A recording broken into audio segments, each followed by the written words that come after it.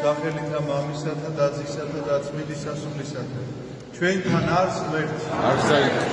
ყველას გილოცავთ დღევანდელ დღეს ღმერთმა მრავალ საგახსნათ თქვენ და სრულიად საქართველოს. დღევანდელ დღეს ჩვენი წმინდა მართლმადიდებელი ეკლესია აღნიშნავს ფერისცვალების დღესასწაულს. ფერისცვალების შესახებ ჩვენ ვიცით სახარებისეული თხრობიდან.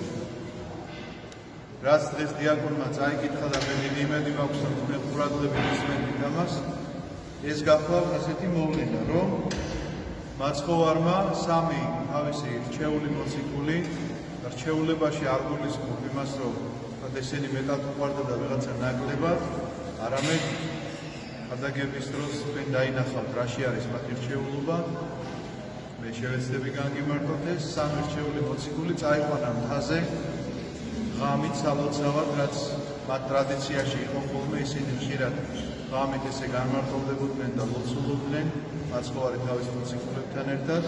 ოღონდ ამჯერად მხოლოდ სამი ახლავს მას, ეს არის პეტრე და ძმები იოანე და იაკობი და როდესაც ავიდნენ მთაზე და ლოცულობდნენ, მოციქულებს ჩაეძინათ და უცბად რაღაცა ბრწყინვალე შუქმა ნათებამ გამოაღვიძა ისინი და ხედავენ მაცხოვარს გაბრწყინვებულს, მისი სახე როგორც მზე ისიანათებდა, მისი ტანსაცმელი როგორც სპეტაკი თოვლი ისიანათებდა, ესე წერია სახარებაში.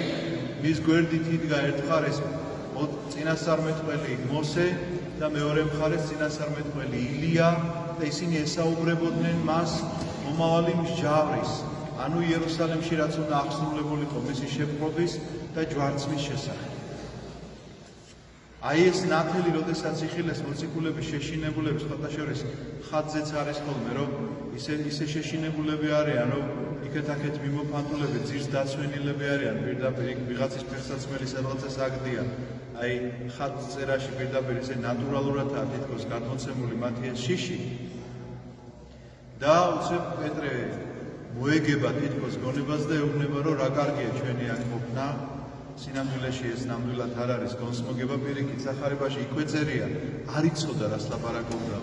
მოეგება თითქოს გონებას და ამბობს, რომ რა კარგია ჩვენი აქ ყოფნა და ავაშენოთ სამი კარავი, ერთი შენთვის, ერთი მოსესთვის და ერთი ილიასთვის და ვიყოთ აქ.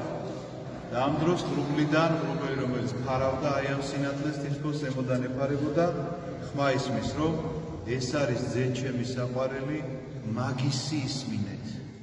ამის შემდგომ ქრება ყველაფერი ერთჩვენება, ესენი შეშინებულები კვლავ ამ ხმის გაგონებისგან, ესე იგი ძირს დაცვენილები, მოდის მაცხოვარი მათ შეეხება, ადეგით ნუგეშინიათ და ნურავისნუ მოუთხრობთ ამას რაც იხილეთ. აი ეს არის ეს ამბავი, რომელიც მოხდა იესო ქრისტეს ამ ქვეყნიური მყოფობის დროს, როდესაც ის კაცობრიო სხეულში, ესე როგორც ადამიანი, ესე ცხოვრობს. მაგრამ კითხვა ისმის, რატომ და რას ნიშნავს ეს ყველაფერი? ან რაში დასჭირდა მაცხოვარს ასეთი გამოცხადებით გამოცხადებულიყო ადამიანების წინაშე? გეტყვით ამას ყოველივეს, იმიტომ რომ თუ სხვაგან ნახავთ, რომ ყველგან რაღაცნაირად თუ აუცილებლობა არ არის, არავლენს თავის თავს. თუ აუცილებლობა არ არის, ისე სასწაულს არ ჩაიდენს. და თუ ჩაიდენს ამ სასწაულს, მერე ყველას ეუბნება, ნურავის ნუ მოუყვებით ამას. აი სულ მახსენდება ხოლმე 5000 კაცს რომ დააპურებს 5 პურითა და 2 თევზით, მეორე დღეს ეძებენ მას, რომ მეფეთ უნდათ რომ გახარ, მეფეთ უნდათ რომ აკურთხონ, იმიტომ რომ ადამიანების აზროვნება ესეა. ის მოვლენა, რომ 5 პურით 5000 კაცი დაპურდა, ამაზე კი არ ფიქრობენ. იმაზე ფიქრობენ, რომ დაპურდნენ. ამიტომაც მეფე ასეთი ჭირდებათ, რომელიც დააპურებს და არა ის, რომელსაც ეს შეუძლია.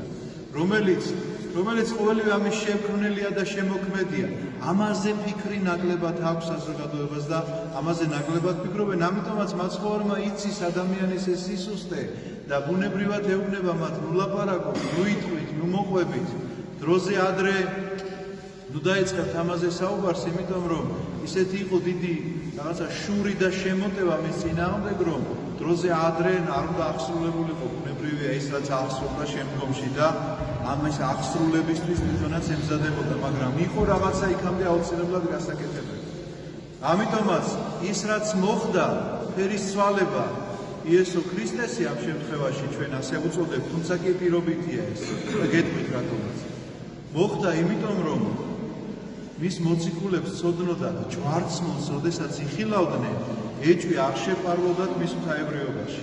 როგორც კაცი ხო ნანახი ყავდათ არაერთ გზის და მათთან ერთად, ესე იგი, დღის განმავლობაში თუ ღამის განმავლობაში ერთად იყვნენ და როგორც კაცი უყურებდნენ, ხან მოშივდა, ხან მოსწყურდა, ხან დაიღალა, მაგრამ როგორც ღმერთი, მისი ღვთაებრივი გამოვლინება უნდა ეხილათ, იმიტომ რომ ჯვარცმულს როცა დაინახავდა ეჭვი შემოვა შენში, რომ თუ ეს ღმერთია ჯვარზე რა უნდა, მაშინ უნდა გახსენებოდათ ეს ყოველი. თუმცა კი იმ წუთშიც არ გაახსენდათ ეს, ისინი გაიქცნენ იქედან. ჯვარცმას ვერ დაესწრნენ, მაგრამ როცა საჭირო იყო მაშინ გაახსენდა და როცა საჭირო იყო მაშინ დაადასტურეს. მაგრამ ეხლა ვთქვათ რა არის თვითონ ფერისცვალება და რა არის ის უქმნელი ნათელი, რომლის შესახებაც ჩვენ ეკლესია გვასწავლებს. ფერისცვალება თვითონ არის არა ღმერთისა, არამედ ადამიანისა. შეუძლებელია ღმერთმა ფერი იცვალოს, რადგანაც ფერისცვალება ნიშნავს წინსვლას ან უკეთესობისკენ, ან უკუსვლას უკეთესობიდან უარესობისკენ. ხო მართალია? და როგორ შეიძლება ღმერთი ან უკეთესობისკენ წავიდეს, ან მით უმეტეს უარესობისკენ? არაფრით, იმიტომ რომ ღმერთის სრულყოფილება შეუძლებელია მისი ცვალებადობა. მაშინ რა მოხდა? მისი ფერისცვალება არის დღეს. ეგეთყვით ადამიანების, მოციქულების და ეს პროპარში იყო პირდაპირ განცხადებული.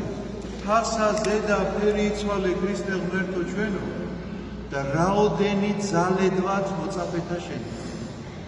ანუ რამდენი შემძლებელნიც ისინი იყვნენ, იმდენი იხილეს მათ.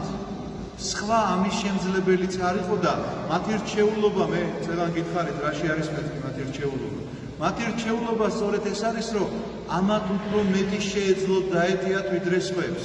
ეს რაღაცა ფიზიკურ ძალებს რო შეადაროთ, ეხლა მე და ტალახაძე ერთნაირ სიმძიმეებს ხო ვერ ვწერთ არა, ის სხვა სიმძიმეებს ეჭიდება, მე სხვა სიმძიმეებს ეჭიდები. ფიზიკურ ძალებს თუ შევადარებთ, ასევეა სწორედ სულიერი ძალებიც, რომ ვიღაცას უფრო მეტის მიწვდომა შეუძლია და ვიღაცას უფრო ნაკლების. ამიტომაც ეს სამი მოციქული ხედავს იმას, რაც განუცხადა მათ ღმერთმა იმდენი, რამდენსაც დაიტევდნენ. და განუცხადა როგორ? ქრისტე კი არასდროს შეცვლილა. აი თითქოს რომ აი საკურთხევლის კრეცაბმელი რომ დაკეტილია. თქვენ ხო ვერ ხედავთ შიგნით სანთელი ანთია თუ არ ანთია. შეიძლება ივარაუდოთ რომ ანთია. შეიძლება რაღაცა გამოგვრთომები იყოს ხოლმე, რომ ხანდახან მიუხედავად იმისა, რომ ფარდა მუქია და სქელია, რაღაცა ლანდი სადღაცას დაინახოთ. მაგრამ მაინც ეჭვი იყოს, რომ ეს ლანდი სანთლის შუქი იყო, თუ უბრალოდ რაღაცა მზე შეტრიალდა და შემოტრიალდა. მაგრამ როგორც კი კრეცაბმელი გაიხსნება, თქვენ ხედავთ იქ ანთებულ სანთელს. სწორედ ესეა, მაცხოვარმა თავისი სხეული როგორც კრეცაბმელი ესე გადასწია და მოციქულებს აჩვენა ის და იმდენი, რამდენსაც ისინი დაიტევდნენ.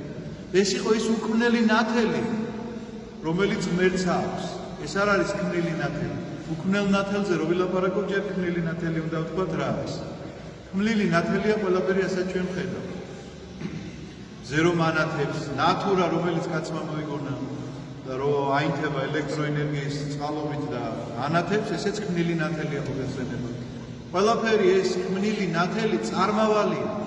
შეუძლებელია რომ მას ჰქონდეს მარადისობა, იმიტომ რომ რასაც აქვს დასაწყისი, მას აუცილებლად აქვს დასასრული. შესაბამისად, ყოველგვარ ქმნილ ნათელს დასაწყისი აქვს, იმიტომ რომ ღმერთმა შექმნა ეს ქმნილი ნათელი და მას დასასრული ექნება და ჩვენ ამას ყოველდღიურად ვხედავთ დღე და ღამის მონაცვლეობის დროს. მიუხედავად იმისა, როგორც არ უნდა ანათებდეს მზე, ყველაზე დიდ ბრწყინვალებას რომ არ გამოსცემდეს, დაღამდება თუ არა სადღა არის მზე. აღარც მისი ნათელია, აღარც მისი სითბოა, აღარც მისი სიკაშკაშია. ეს ყველაფერი თითქოს არც ყოფილა, ისე გაქრა, ისეთმა წვდიადმა შეიძლება დაისადგუროს, რომ თითქოს ეს ყველაფერი არც ყოფილა. აი განსხვავება უქმნელ ნათელსა და ქმნილ ნათელს შორის სწორედ ეს არის, რომ ის მარადიულია, ის არავის არ შეუქმნია, ის არის ღვთაებრივი ბუნების ერთ-ერთი გამოვლინება ჩვენთვის. მაგრამ იმდენად დიდი ნათელია, რომ წვდიადია ამავდროულად შეიძლება ითქვას. როდესაც მოსე შედის სინაის მთაზე გამოცხადების დროს, იქ ასეც ტერმინს იყენებს გრიგოლ ნოსე. ასეთ ტერმინს იყენებს ბრწყინავი წვდიადი. აბა წარმოიდგინეთ, ბრწყინავი წვდიადი.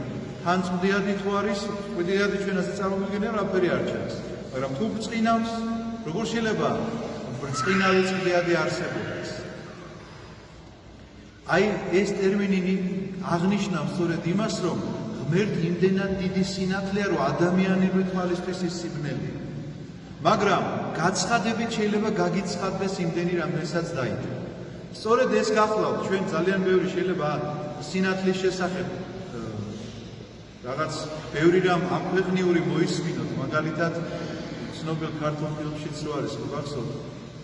სწავლა სინათლეა, უსწავლელობა სიბნელე, რო პასუხობს მამა შვილს, თუ გახსოვთ ეს მომენტი. ხო და ფეოლაშია, დიახ და იქ ეუბნება სწავლა სინათლეა, მაგრამ ეს სწავლაც ქმნილია, ეს სწავლაც ამქვეყნიურია. მაგრამ რა არის მაშინ ის უქმნელი, რომელზედაც ჩვენ შეიძლება ვილაპარაკოთ? მე გეტყვით რაც არის.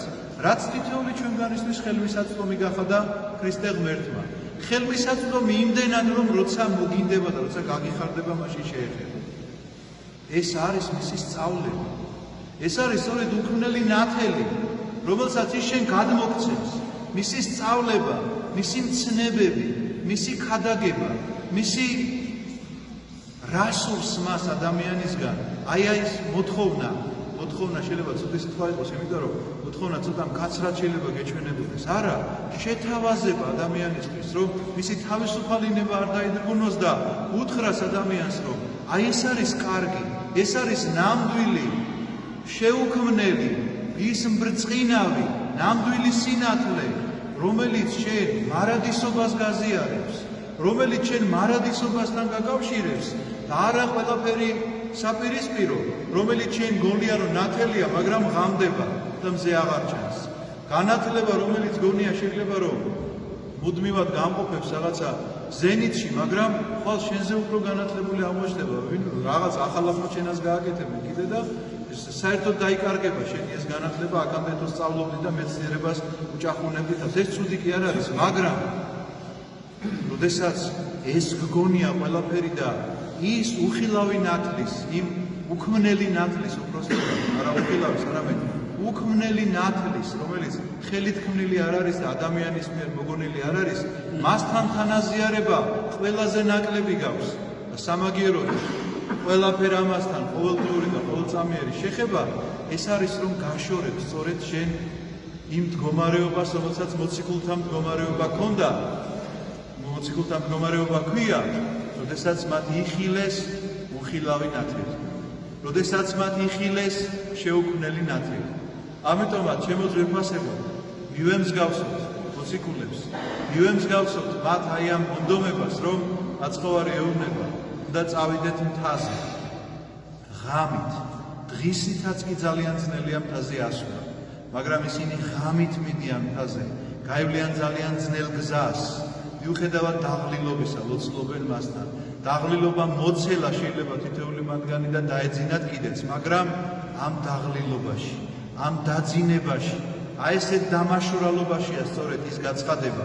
აი ესეთ მდგომარეობაში ხდება ხოლმე სწორედ ის გამონათება უხილავი ნათლისა, რომელიც შემოდის თითოეულ ჩვენგანში და გაგვარწყინებს ჩვენ და თითოეული შეხება ქრისტესთან, ისევე როგორც მისი ტანისამოსი ბრწყინავდაო, როდესაც წერია, როგორც ტანისამოსი რატომ უნდა გაბრწყინებოდეს?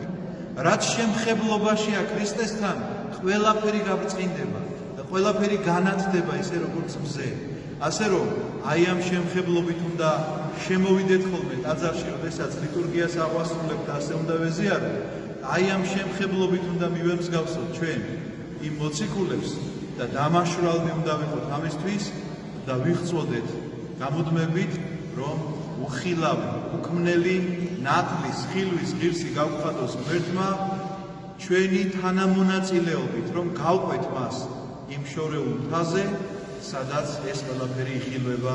ამინ. ამინ. დაგლოცოთ და გაგაძლიეროთ. ჩვენთან არის ღმერთი.